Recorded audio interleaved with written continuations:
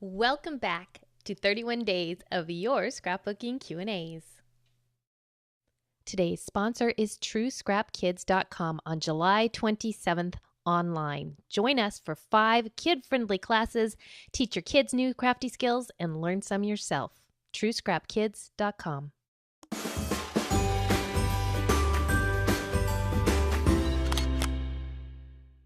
Today's question comes from Connie, who asks, "Hi, Lain. I have a 31 days of Q&A's questions for you. My daughters, 4 and 6, love to craft almost as much as I do, which is fantastic, except when I carved out a half an hour to work on a project and, as usual, end up spending most of that time helping them with their projects, stamping or cutting or peeling stickers, etc.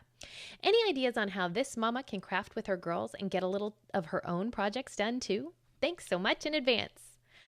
Connie, I have 2 girls of my own, so I completely get where you are coming from with the idea of let's craft together, but it really becomes the mom helping the kids craft. Part of it is training your kids to do things independently. And I know this is an ongoing thing for parents, but oftentimes we will give them a craft and they think it has to look like what we do.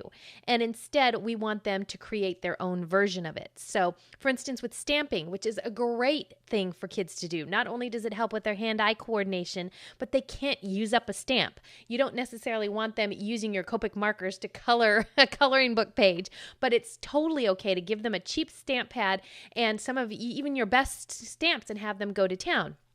The problem is that their skill as a stamper isn't going to be the same as our skill as a stamper, unless you're me, and then they're probably doing a better job stamping than I do.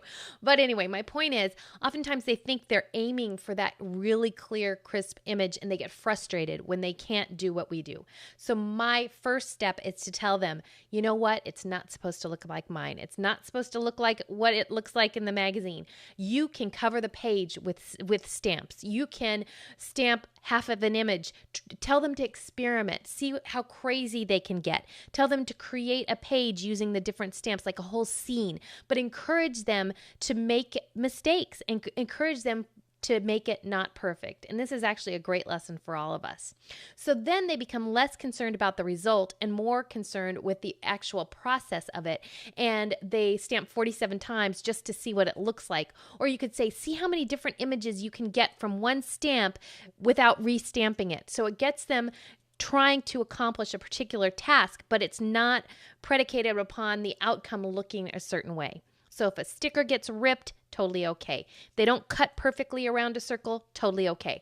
Think about a teacher in a class with 20 or 30 kids. There's no way that she's going to be helping each one individually. They're really going to have to work independently. So she's going to give them tasks that encourage them to work independently and be concerned less about that perfect outcome.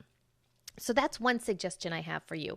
2 is also to do the prep work beforehand. So maybe if there is something that they're going to need help with, like punches. Punches are also great for kids because it works on their muscles and their hands and the fine motor skills.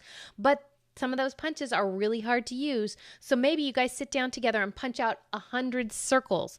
And then you give them the glue stick. You give them a big sheet of paper, like butcher paper. I usually have a roll right back here for Callie. And tell them to go to town. They're going to create a whole long strip of sticking all those 100 stickers down.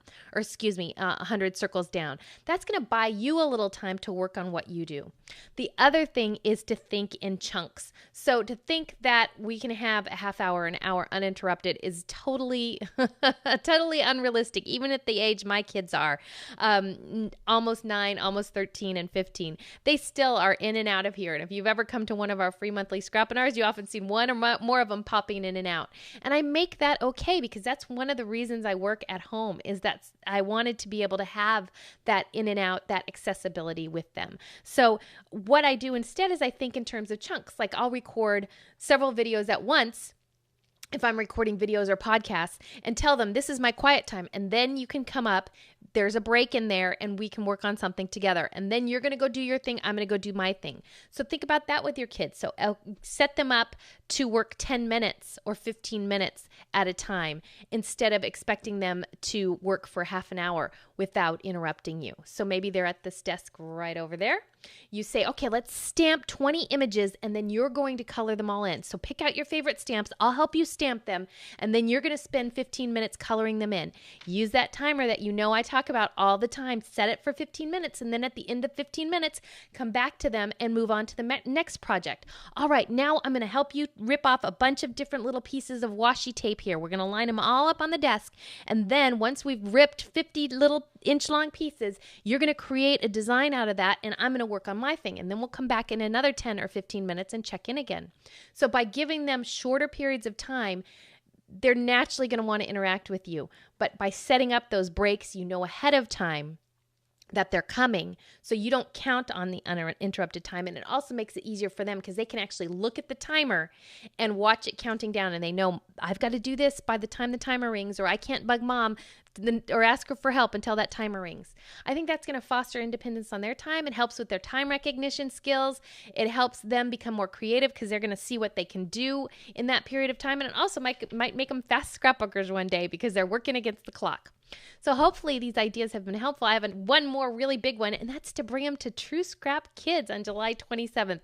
We're going to be crafting with our kids. We have 5 kid-friendly classes. They're suitable for crafters of all ages, and they're a lot of fun. So if you head over to truescrapkids.com, you can see more about that, and you get full replays to everything. So it's a fun way to craft with your kids in a safe online environment for them and learn some new skills yourself.